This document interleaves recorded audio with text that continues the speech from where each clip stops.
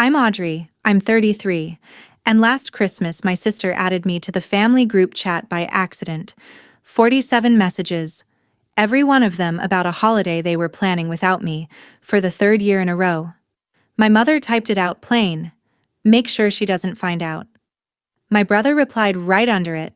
Just tell her the wrong date like last year. My father sent a laughing emoji. I was sitting in a hotel room 400 miles from home, and I read every single word. I screenshotted all of it. And on Christmas morning, I typed one line back into that chat. Merry Christmas. Your realtor will explain the rest. The group went dead. Then the calls started. 89 in 1 hour. But here's what none of them thought to check. A document filed at the county recorder's office 8 years ago, signed by a woman who loved me more than any of them ever bothered to. 47 messages showed me where I stood. One message showed them where the ground was. Welcome back to Calm Drama Stories. Quiet stories about ordinary people who stop apologizing for taking up space. If you've ever been the one left off the list, this one's for you. Drop a comment, and be sure to subscribe so the next story finds you. It was a Tuesday in early December, and I was in a Hampton Inn outside Columbus. I'd been on site for a bridge retrofit. 3 weeks in, 2 to go, eating takeout at my laptop every night. My phone buzzed on the nightstand around 9. Then again. Then again. I picked it up and saw a group I'd never been added to. A thread titled with a Christmas tree emoji, the word fam, another emoji, and the word planning. 47 messages stacked underneath like a tower I wasn't supposed to see. Brooke, my younger sister, had sent a private text seconds after. Oops, wrong chat. Ignore that LOL. Too late. I was already scrolling. The first few were logistics. Nathan, my older brother, asked if the 25th worked for everyone. Mom confirmed. Dad sent a thumbs up. Normal enough. Then the conversation shifted. Message 9, Mom. We should do the nice china this year. Audrey won't be there to complain about hand washing. Message 10, Nathan. LOL, finally a relaxed one. I kept scrolling. My name showed up exactly 0 times in the planning and exactly 4 times in the managing. Nathan, message 11. Just tell her the wrong date like last year. Mom, message 14. The 28th. Say we're doing a small thing on the 28th. Dad, message 16. A laughing face. Brooke, message 22. What if she finds out?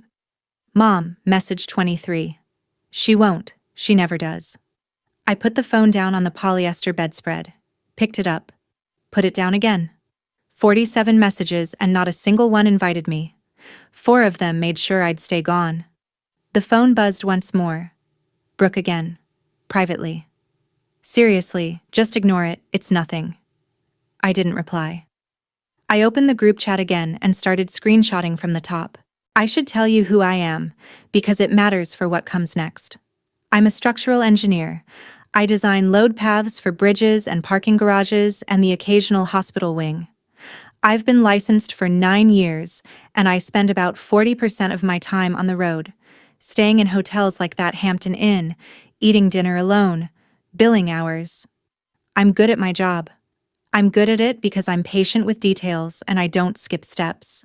And those are qualities my family has never once found interesting. Growing up in Millfield, Ohio, I was the middle kid who turned in homework on time, while Nathan played varsity baseball and Brooke did pageants. Mom drove them. Dad cheered. I rode my bike to the library. That was fine. I told myself busy people get forgotten, and I kept telling myself that for years. I sent the Christmas gifts on time every year. I booked the restaurant for Mom's birthday 3 years running. When Dad needed his truck moved for surgery, I drove 6 hours on a Thursday to do it. When the roof leaked during a storm and Nathan was too busy to check, I called the roofer from a job site in Kentucky and paid the deposit over the phone. I never asked to be thanked. I just assumed that being useful was the same as being included. And still, last December, I showed up at the house on the 28th, the date they gave me, with a baking dish full of scalloped potatoes and a bottle of wine, and the door was locked, lights off, wreath still on the hook but nobody home. I called Mom. She picked up on the fifth ring, voice light. "Oh, honey, I thought we told you. We did Christmas on the 25th this year. It was a last-minute thing." I stood on the porch with the potatoes cooling in my hands and I said, "That's okay. My fault for not checking." It was not my fault. And it was not last minute. I just didn't know that yet. Back in the hotel, still reading, I hit message 31 and my stomach dropped. Nathan had typed, "Closing's the 26th. Just keep her clear till then." Closing. I read it 3 times. Closing on what? 2 messages later. Mom. Karen says the buyer wants a walkthrough Christmas afternoon, so we need the place empty by noon. Karen. A buyer. A walkthrough. They were selling something, and whatever it was, they needed me out of the way to do it. I set the phone face down and stared at the wall, and the only thing I could think about was my grandmother's house, Nan Margaret's house, the yellow clapboard on Sycamore, 2 stories, a porch that wrapped around the south side like a long arm, white trim that Dad repainted every 5 years when he still bothered, a mailbox shaped like a barn that Nan's husband built before I was born. I lived there the summer after my freshman year of college, when I couldn't afford the dorm deposit and didn't want to ask my parents. Nan let me sleep in the upstairs bedroom with the sloped ceiling and the window that overlooked the backyard maple, made me coffee every morning at 6, and told me to study hard and not worry about the rest. That house was the only place I never had to explain why I was there. I had a key. I still have it. A brass one, heavier than the others on my ring, cut in a style they don't make anymore. Nan gave it to me the year she turned 75, in front of the whole family at Thanksgiving. She pressed it into my palm and said, "This is your home whenever you need one, Audrey." Mom rolled her eyes. Nathan was on his phone. Dad nodded politely and went back to the game. None of them thought it meant anything. The phone on the bedspread buzzed again. I picked it up. Another message in the chat. I kept reading. Message 36 was the one that did it. "Mom, all caps for emphasis. Make sure she doesn't find out." Not whispered, not implied. Typed in black and white and sent to 4 people who all hit the like button. 2 messages later, Dad. My father, Glenn Grant, 64 years old, the man who taught me to change a tire in the driveway, sent a yellow face laughing so hard it cried. He didn't even type a word. He just laughed. I screenshotted that one twice because my hands were shaking and the first capture was blurred. I want to be clear about something. I didn't screenshot those messages to use as weapons. I did it because I was alone in a hotel room and my chest was compressing, and I needed proof that I wasn't making this up. I've spent years smoothing things over. Years telling myself the missed invitations were scheduling errors and the wrong dates were honest mistakes. And the silence after I left a voicemail was just everyone being busy. 47 messages killed every excuse I'd ever built. They weren't forgetting me. They were coordinating around me. There was a calendar, a buyer, a closing date, and a plan to keep me blind while they did whatever they were doing with Nan Margaret's house, the only place that ever felt like mine. And they'd built the plan on the assumption that I would never push back, never question, never check. Because I never had. That was my role. The reliable, absent one who signed what she was told to sign and showed up when she was told to show up and disappeared the rest of the time without making noise. I sat in that hotel room until midnight, reading the thread forward and backward, and the thing that kept circling was the word, again. Like last year. Which meant last year wasn't an accident either. The potatoes, the locked door, the light voice on the phone.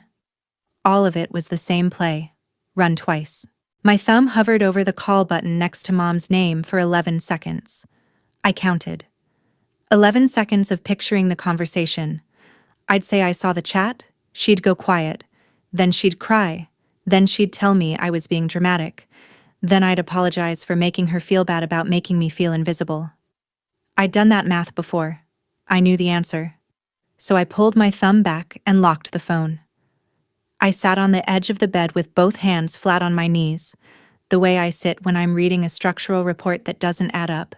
Still, focused, looking for the load that's not where it should be. And I asked myself one question: what, exactly, are they selling? Because here's the thing. Nathan typed, "Closings the 26th." That's real estate language. Mom mentioned a buyer and a walkthrough. Karen is a person who arranges those things. If they were selling Nan Margaret's house, that was a problem, but it was also a question. Nan died 3 years ago. The house should have gone through probate or a trust or whatever she'd set up, and I didn't know the answer because nobody had ever told me. Nobody asked me to sign anything. Nobody mentioned an estate attorney or a closing date or a buyer until 47 messages fell into my lap by accident. So before I said a single word to anyone, I needed to know what I was actually dealing with. Not the emotions, the paper. The recorded, filed, notarized paper. I turned on the lamp, opened my laptop, and typed the Millfield County Recorder's Office into the search bar. While the county website loaded, slowly, the way small government portals always do, I unclipped my keyring from my bag and held it under the lamp. 4 keys: my apartment, my car, my office badge fob, and the brass one. Nan Margaret's key was thicker than the rest, a little tarnished, with a square bow that dug into my palm when I squeezed. I'd carried it for 8 years, never took it off the ring, even after she died. Even after I stopped going to the house because it hurt too much, and because nobody invited me anyway. The night she gave it to me, Thanksgiving, she'd pulled me aside after the dishes were done and the football was on, and the house smelled like nutmeg and dish soap. The whole family was in the living room. She walked me to the front door, took the key off a hook by the coat closet, and pressed it into my hand. "This is your home whenever you need one, Audrey." She said it loud enough that Mom looked up from her phone. Dad glanced over. Nathan didn't.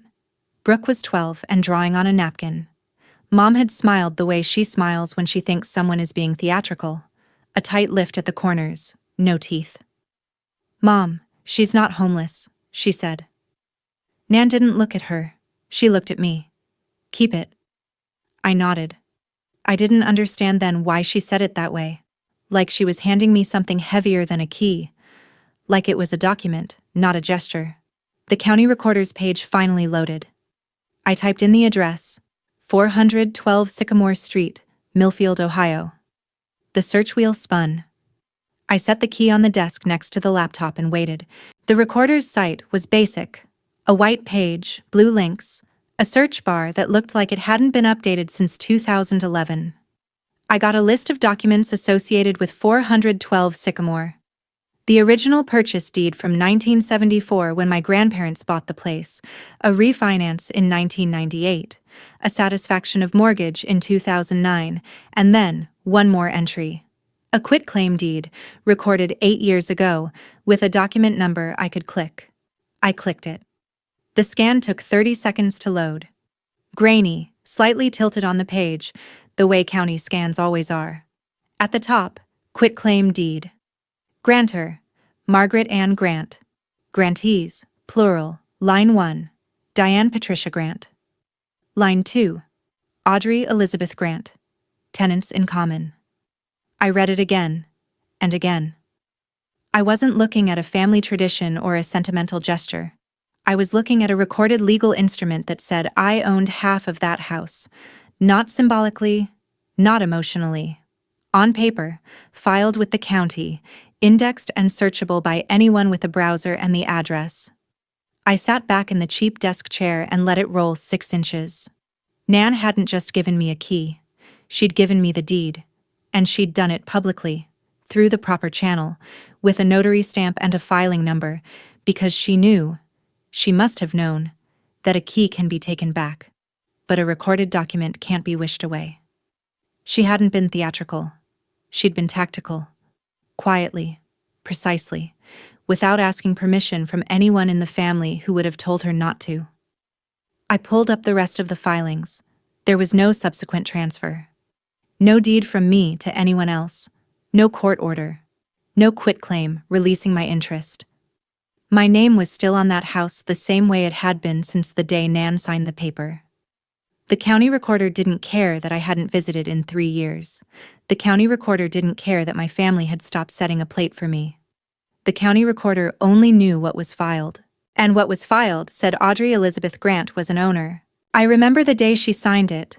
I was 25, home for a weekend because Nan had called and asked me to come. She'd had a minor stroke 2 months earlier. A TIA, the doctors called it. Transient ischemic attack, the kind that resolves but warns you the next one might not.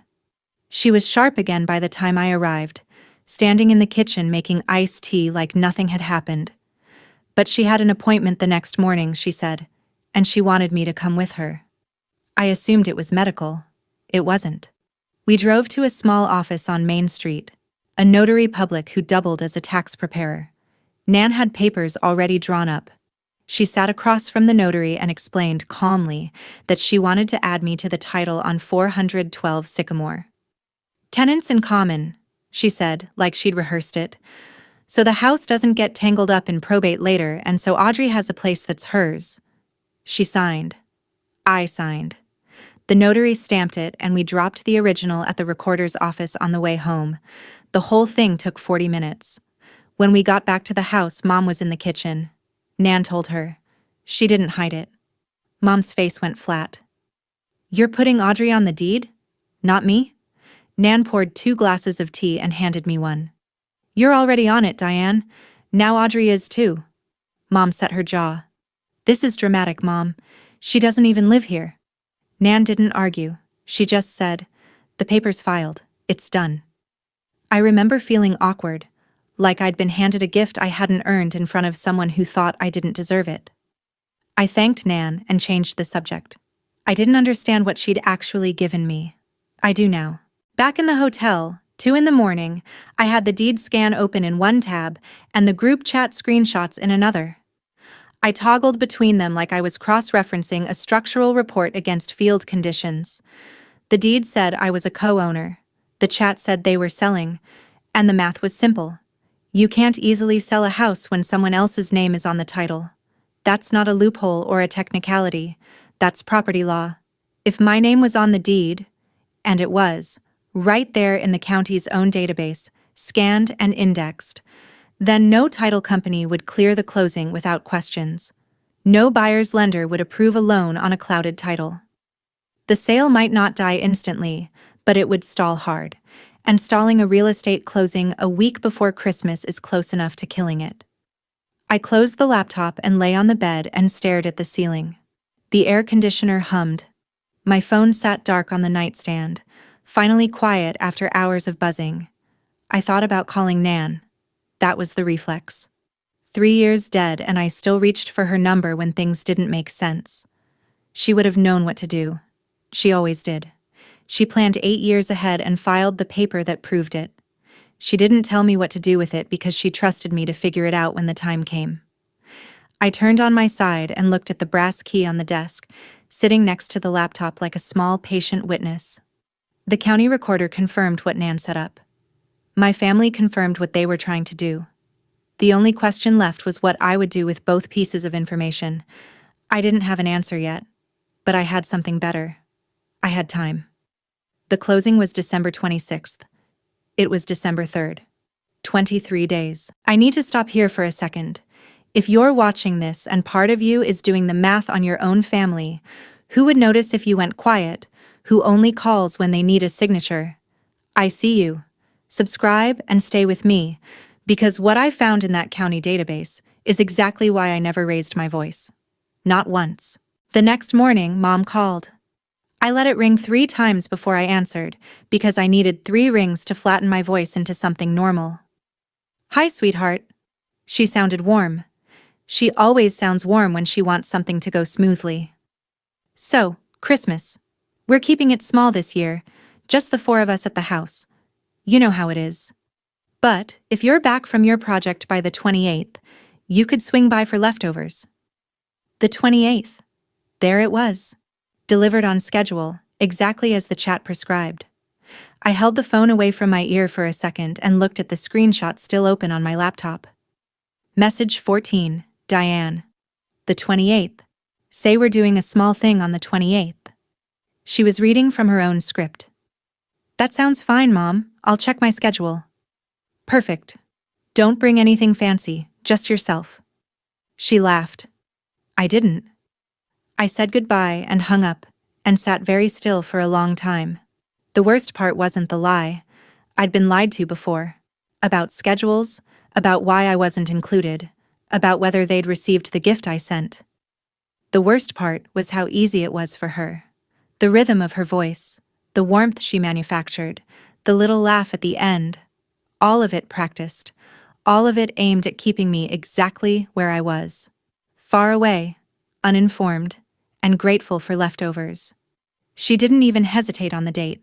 No pause, no stumble, no flicker of guilt in the word 28th. Just the number, delivered smooth, like a receptionist confirming an appointment. Just the 28th, like she was reading a weather forecast. I saved the call log, not the audio, just the timestamp. December 4th, 9:47 a.m., duration 2 minutes and 11 seconds. 2 minutes to lie to your daughter. She didn't even need 3. 2 days later, Brooke called. She didn't mean to tell me anything, she just talked too much, the way she always does when she's nervous. She started with small talk. Her job at the salon, a guy she'd been seeing, a complaint about the weather. Then she mentioned Nathan, and her voice shifted. He's been really stressed. The shop's not doing great. Nathan ran an auto body shop on Route 9 outside Millfield. He'd opened it 4 years ago with a loan co-signed by Mom. I knew about the loan because Mom had mentioned it once, proudly, at a dinner I was actually invited to, one of the last ones. How bad? I asked. Brooke paused. Bad. Like the bank sent letters bad. Mom's on the hook too because she co-signed, so if he defaults. She trailed off. I didn't push. I didn't need to. The picture assembled itself. Nathan's business was going under. The co-signed loan meant Mom's credit and possibly her savings were exposed, and selling Nan Margaret's house was the fastest way to cover the gap. The house was paid off. No mortgage. In a market like Millfield's, a 2-story clapboard on a 1/4 acre might bring $250, maybe $270. Enough to clear the loan. Enough to bail Nathan out and get Mom off the hook. Enough to matter. And there it was. The shape of the thing I hadn't been able to see from the group chat alone. This wasn't about hating me. It wasn't personal the way a slap is personal. It was financial triage, and I was the complication they'd decided to root around rather than include. They didn't cut me out because they were angry. They cut me out because involving me would mean admitting they needed something from me, and admitting that would mean treating me as someone whose answer mattered. That was the part they couldn't stomach. All they needed to close was one signature they assumed I'd hand over without reading the fine print. Or better yet, one signature they could avoid needing if they'd just kept me out of the room entirely. Brooke circled back to small talk. I let her. Before we hung up, she said something that stuck. We just didn't think you'd care about the old place. I said goodnight and wrote the sentence down on the hotel notepad, word for word. December 10th. I'd been back at the bridge site for a week, driving rebar schedules during the day and reading real estate law at night. I downloaded the full deed scan from the county recorder's website and saved it to a folder on my desktop labeled 412 Sycamore. The document was 2 pages. Page 1. The standard quitclaim language. Margaret Ann Grant, grantor, does hereby quitclaim to Diane Patricia Grant and Audrey Elizabeth Grant, as tenants in common, the following described property. Then the legal description, lot number, tax parcel ID, all of it recorded and stamped. Page 2. Nan's signature, mine, the notary's seal, the filing date. I printed both pages on the hotel's business center printer and put them in a manila folder. I held the folder in my hands for a long time. It weighed almost nothing. Tenants in common. I'd looked it up carefully by now. It meant Diane and I each owned an undivided interest in the property. Not half the kitchen and half the yard. Half of all of it. And the critical part, neither of us could sell the whole property without the other's consent. Diane couldn't convey my interest. She couldn't sign for me. She couldn't close a sale that transferred 100% of 412 Sycamore to a buyer, unless I signed the deed of sale too. If she tried, The title company would flag it the moment they ran the title search, which meant one of two things. Either they hadn't told the title company about me, or they had, and the plan was to get my signature separately, quietly, framed as something else. I closed the manila folder and put it in my work bag, next to the brass key. 2 pieces of Nan Margaret, sitting side by side, waiting. I went back to the group chat screenshots. Message 31, Nathan. Closing's the 26th. Just keep her clear till then. Message 33, Mom. Karen says the buyer wants a walkthrough Christmas afternoon. Karen. I searched Karen Whitfield, Realtor, Millfield, Ohio, and found her in 4 seconds. Whitfield and Associates, a small brokerage on the east side of town, headshot on the website with a blazer and a smile. She had the listing for 412 Sycamore on her page. 4 bedrooms, 2 baths, wraparound porch, asking $265. Listed 3 weeks ago. Contact agent for details. I stared at the listing photos. Someone had staged the living room. Nan's armchair was gone, replaced by a gray sofa I didn't recognize. The kitchen had been painted white. The porch railing where I used to sit with my coffee was sanded and restained. The upstairs bedroom, my bedroom, the one I'd slept in during college, had been emptied and arranged with furniture from a catalog. They'd erased Nan from the house before they'd even sold it. They'd been preparing this for weeks, maybe months. And the closing was December 26th, the day after the Christmas gathering I was being steered away from. I did the math. They hadn't forgotten me. They hadn't excluded me because I was inconvenient or boring or too busy to bother with. They'd excluded me because keeping me away from the house was a logistical requirement for the sale. If I showed up on Christmas, I might see the staging. I might ask why the furniture was different. I might notice the lockbox on the front door. The wrong date wasn't cruelty for its own sake. It was project management. I was a variable they needed to control. I closed the listing tab, opened a blank document and typed one line. Do not react. Do not confront. Let the system work. Then I saved the file, shut the laptop, and went to bed. I didn't sleep. December 12th, I called a real estate attorney. Not a family friend, not anyone from Millfield. A licensed attorney in Columbus whose office I found through the state bar's referral line. I told him the situation in about 4 minutes. Co-owner on a recorded deed, tenants in common, property listed for sale, closing scheduled. No one has asked me to sign or inform me of the transaction. He was quiet for a moment. Then he said, "That closing is almost certainly not happening without you." I asked him to be specific. He was. No title company he'd ever worked with would issue a clear title policy if a recorded co-owner hadn't signed the conveyance. The buyer's lender, if there was a lender, would require clear title before funding. Even if it was a cash sale, no competent closing agent would proceed, knowing there was an unreleased interest on the deed. Your signature isn't optional, he said. It's structural. I almost laughed at the word. Structural. That's my job. Finding the piece that holds the rest together, the one you can't remove without the whole thing shifting. I asked him what would happen if they tried to close anyway.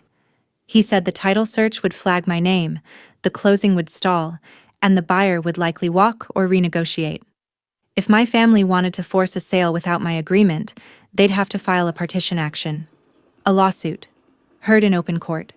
Public record. Months of process. In my experience, he said, families don't want that. I thanked him, paid the consultation fee, and hung up. I wrote down one sentence from the call on the hotel notepad, underlined it twice. Your signature isn't optional, it's structural. Then I sat with it. 23 days had become 14. I still hadn't said a word to any of them. I could have called Mom that night. I had the screenshots, the deed, and the attorney's confirmation. I could have laid it all out. The group chat, the wrong dates, the listing photos with Nan's armchair replaced by a stranger's sofa. I could have made her explain herself. But I'd been through enough conversations with Diane Grant to know how they end. She cries. She reframes. She tells me I'm hurting her by being hurt. And somewhere around minute 12, I find myself apologizing for noticing what she did. Not this time. I didn't want a confrontation. I wanted a process. The kind of outcome that doesn't depend on anyone feeling guilty, because guilt requires a conscience, and I was no longer sure they had one available for me. I've spent my career building things that hold up under pressure. Bridges, retaining walls, structures that stand because the math is right, not because somebody promised they would. I believe in systems. And the system already had my answer. The deed was filed. The title search would find it. The closing would stall. I didn't need to raise my voice. The county recorder's office had already spoken for me 8 years ago, so I decided I wouldn't sign the sale documents. I wouldn't confront anyone. I wouldn't explain or argue or plead. I would contact the realtor directly, identify myself as a co-owner on the recorded deed, and let the title company do what title companies do: verify ownership, flag the discrepancy, and halt the closing until every party with a legal interest had been consulted. I wasn't going to shout the truth. I was going to file it. And on Christmas morning, after they'd gathered at the house and toasted their success and congratulated themselves on keeping me blind, I would send one message into that group chat, the one they'd accidentally let me see, and let the system handle the rest. One message. That was all I'd need. I didn't know the words yet, but I knew the shape of them. Short, calm, and pointing somewhere they couldn't argue with. I picked up the brass key and turned it over in my fingers. 14 days. December 15th. I composed an email to Karen Whitfield at Whitfield & Associates. I kept it professional, the same tone I use when I send a field report to a general contractor. Dear Ms. Whitfield, my name is Audrey Grant. I am writing regarding the property at 412 Sycamore Street, Millfield, Ohio, currently listed through your office. I am a recorded co-owner of this property as a tenant in common, per a quitclaim deed filed with the county recorder 8 years ago. I have not been contacted regarding the pending sale or asked to sign any conveyance documents.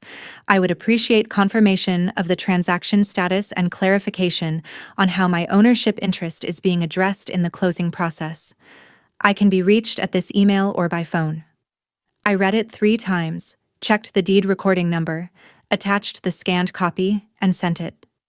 Karen Whitfield called me 4 hours later. Her voice was professional but tight. The voice of someone recalculating a deal in real time. Ms. Grant, thank you for reaching out. I've reviewed the deed you attached, and I've also pulled the title report. I need to verify a few things with the title company. Can I call you back? She called back the next morning. The title search confirmed my name on the deed. The closing, she said carefully, could not proceed as currently structured without my participation. She asked if I'd been in contact with the other owner, Diane Grant, about the sale. No, I said. I learned about it through other channels. A pause. I see. I'll need to inform the seller and the buyer's agent that there's an unresolved ownership issue. That's fine, I said. I'd prefer all communication regarding the property go through proper channels. I gave her the attorney's contact. She thanked me and hung up. The fuse was lit. I didn't need to touch it again. Quick pause. If you've made it this far, you already know I'm not going to scream at anyone. That's not the win. The win is quieter, and it's coming. Hit subscribe so you don't miss how one line in a group chat ends a closing worth more than my brother's whole business. Okay. Christmas morning. December 19th. A PDF arrived in my email from Mom. No subject line, just an attachment labeled estate_cleanup_docs.pdf, and a one-line message. Audrey, can you sign these and send back before the 24th? Just routine estate paperwork from Nan's Trust. Thanks, Mom. I opened the PDF on my laptop, and the first page was not routine estate paperwork. It was a deed of sale. A conveyance document transferring all interest in 412 Sycamore Street from Diane Patricia Grant and Audrey Elizabeth Grant to a buyer named Gerald Foss for a purchase price of $265,000. My signature line was on page 4, flagged with a yellow tab and the word sign in Brooke's handwriting.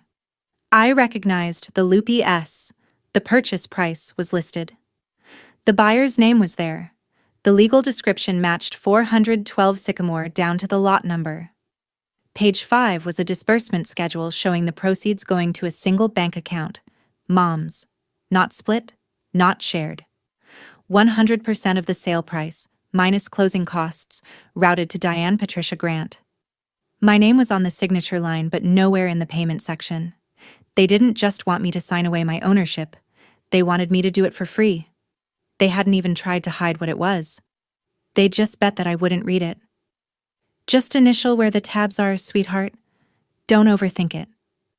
That's what Mom would say if I called to ask. I could hear the sentence in her head, fully formed, ready to deploy.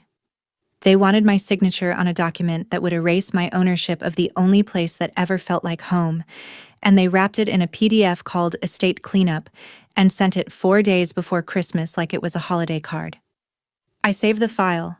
I forwarded it to my attorney. And I did not sign. I didn't reply to Mom's email either. I left it sitting in my inbox, read, but unanswered. The way they'd left me standing on a porch with a baking dish last December, acknowledged just enough to confirm I existed, and then ignored. That night, I held the brass key in my closed fist and sat on the hotel bed in the dark. The deed of sale was still open on the laptop screen, glowing blue-white across the room.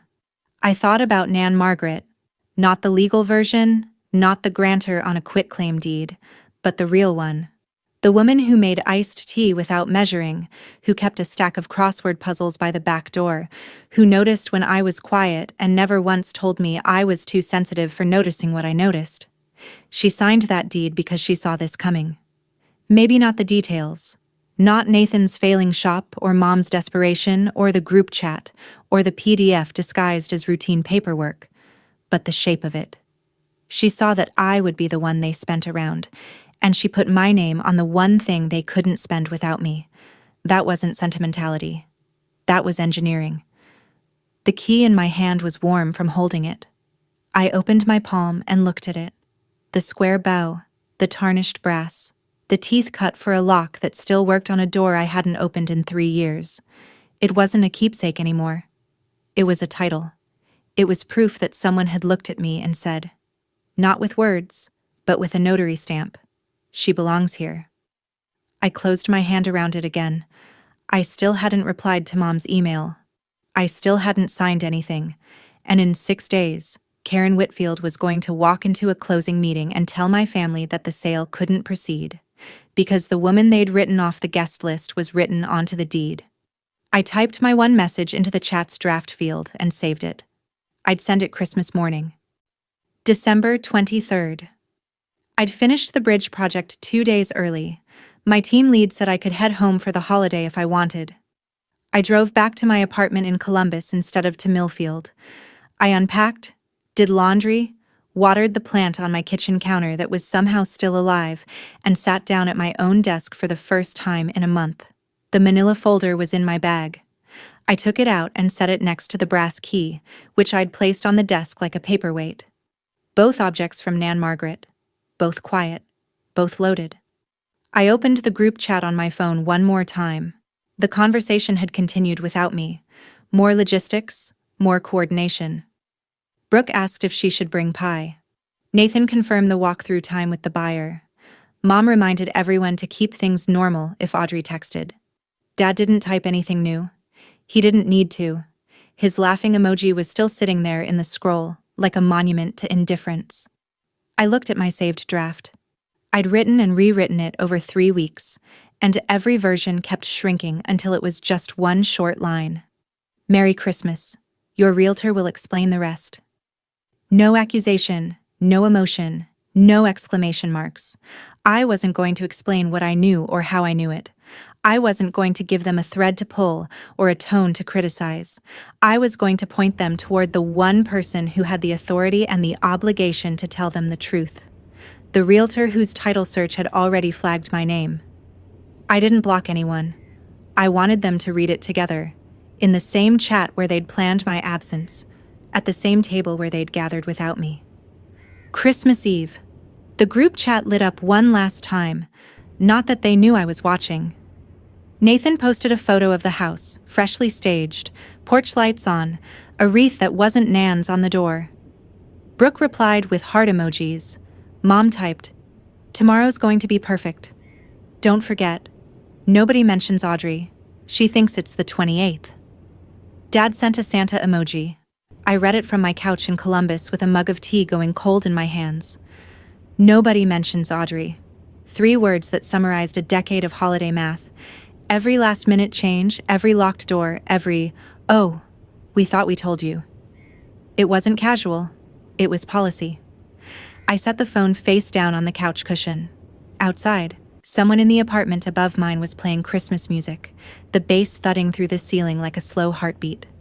I thought about what tomorrow would look like from their side. Nathan relieved, pouring coffee, talking through the walkthrough schedule with the buyer's agent. Mom orchestrating the table, fussing with napkins, satisfied that everything was on track. Dad quiet in his recliner, watching whatever game was on. Brooke setting out plates for 4 instead of 5, not counting the absence because she'd stopped counting it years ago. They'd raise a glass. They'd eat. They'd feel good about the closing and good about the holiday and good about the fact that the one person who could have complicated things was sitting in Columbus believing the party was on the 28th. And at some point in the morning, probably around 10 when they were all together and comfortable and certain, my message would land in the chat like a stone dropped into still water. I didn't feel triumphant. I didn't feel vengeful. I felt the way I feel when a bridge inspection comes back and the numbers are exactly what the drawing said they'd be. Clear, verified, done. I washed my mug, set my alarm for 7, and went to bed early. The brass key was on the nightstand. The manila folder was in my desk drawer. Tomorrow the paper would speak for itself. Christmas morning. I woke at 7, made coffee, and sat at my desk.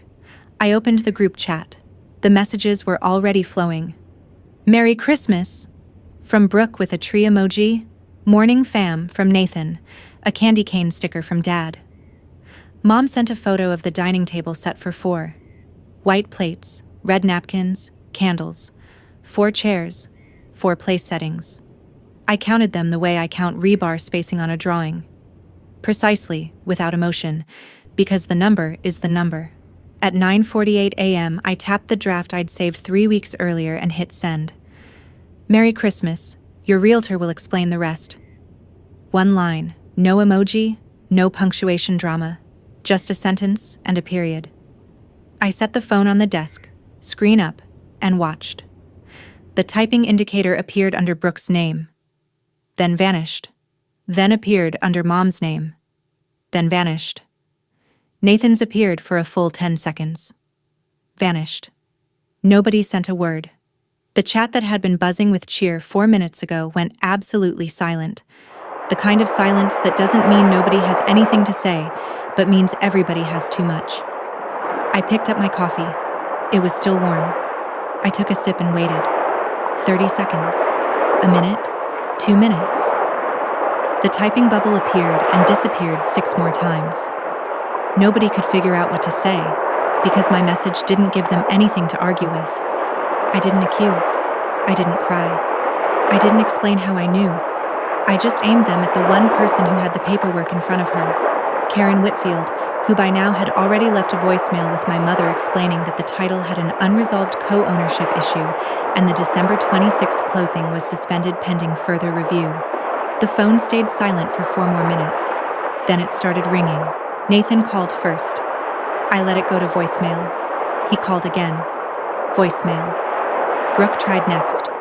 3 times in 90 seconds. I watched the screen like I was monitoring a seismograph. Then Mom. Her name flashed over and over, call after call, the phone vibrating so hard it slid an inch across the desk each time. I didn't pick up. Dad texted. The first actual text he'd sent me in months. "Call your mother." I read it and set the phone back down. The calls kept coming.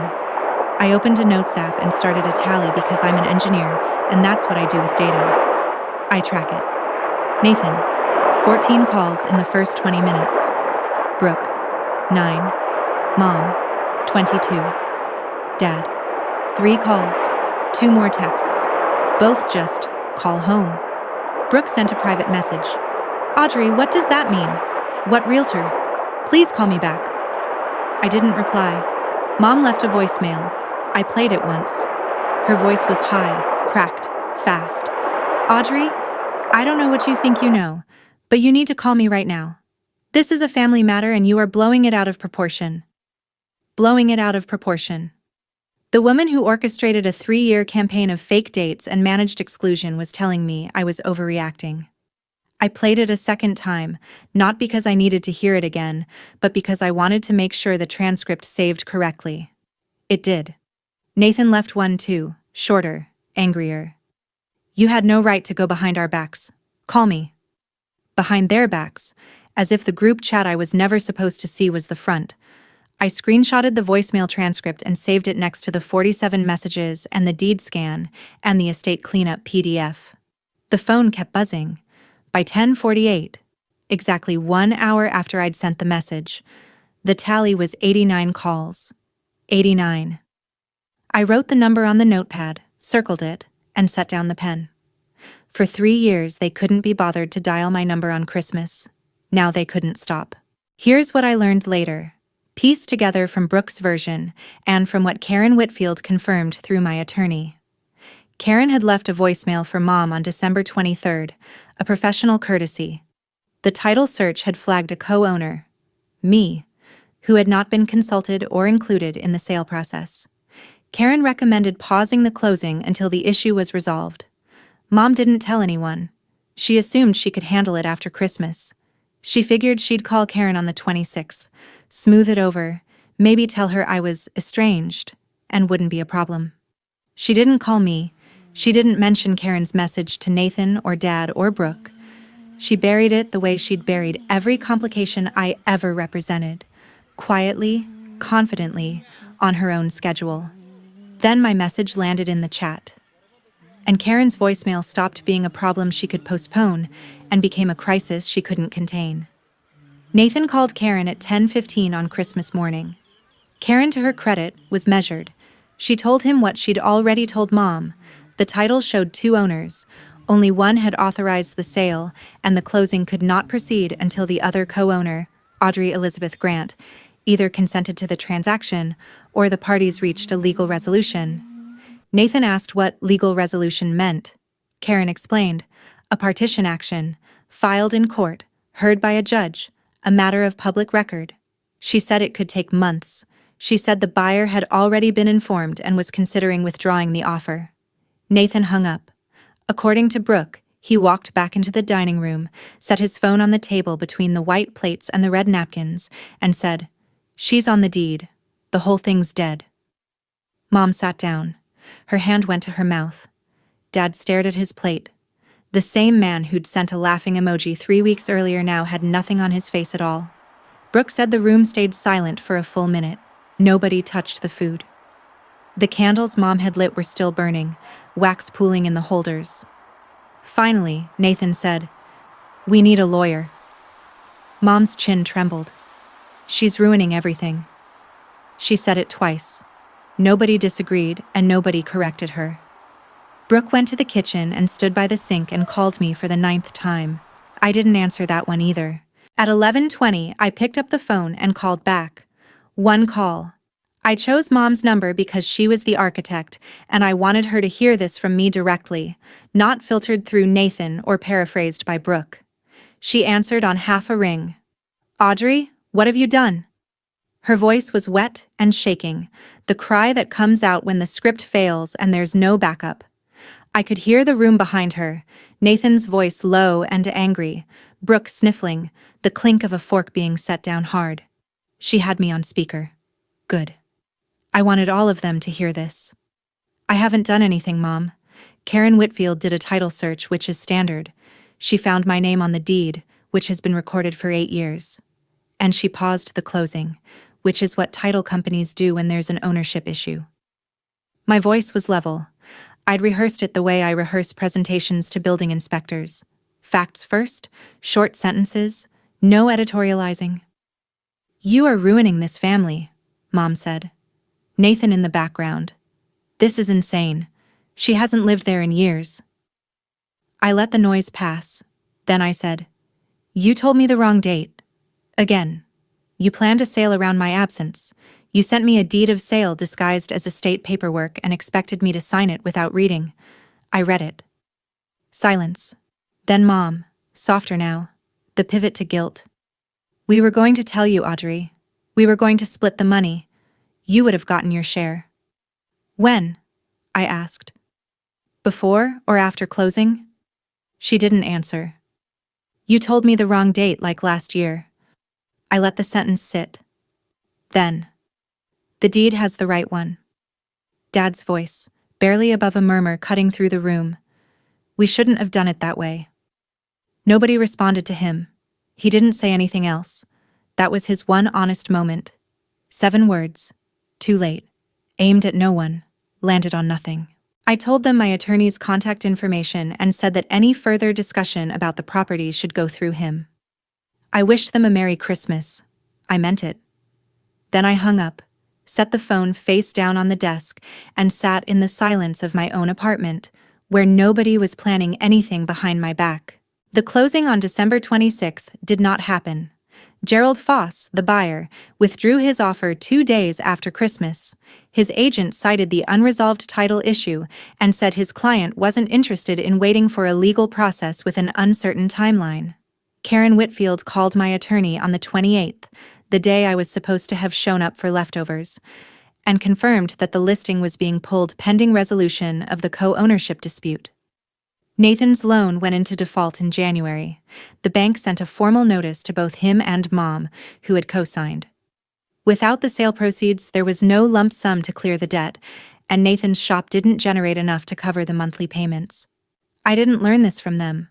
I learned it from Brooke, who called me in February, voice small and raw, and said, "Everything's falling apart." I told her I was sorry things were hard. I meant it. Then I told her what I'd told my attorney to communicate. I was willing to discuss the property, but only at a proper mediation, with a neutral third party, and only if my ownership interest was fully acknowledged. No side conversations, no PDF surprises. No, just sign here, sweetheart. The mediation happened in March. Mom, Nathan, Dad and I sat in a conference room at the attorney's office in Columbus. Brooke didn't come. She said she couldn't handle it, which was honest. Mom cried twice during the first hour. The first time was strategic. The tears she uses to signal that she's the victim. The second time was real, I think, when the mediator laid out the numbers and she realized that the house she'd grown up in, the house her own mother had built a life in, was now a problem she couldn't solve without the daughter she'd spent 3 years excluding.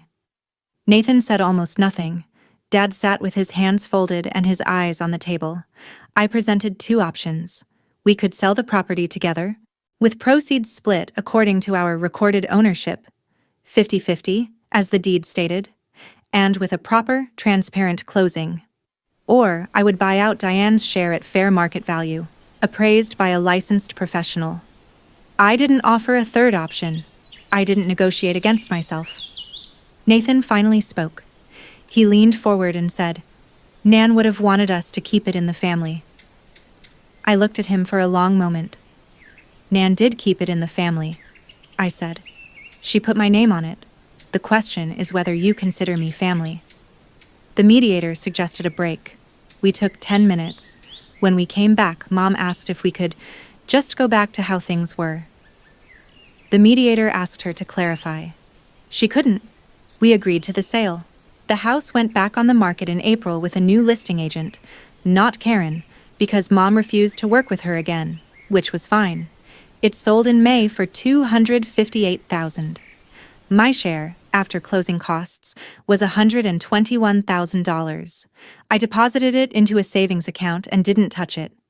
Before the new buyers moved in, I drove to Millfield one last time. I parked on Sycamore, walked up the porch steps, and put the brass key into the lock. It still fit. The door opened into an empty house that smelled like fresh paint and wood polish. I stood in the living room where Nan's armchair used to be, and I didn't cry. I just looked around, said thank you to nobody and everybody, and pulled the door shut behind me. I took the key off my ring and left it on the porch railing. The only thing of Nan's that stayed with the house. It wasn't about the money. It was never about the money.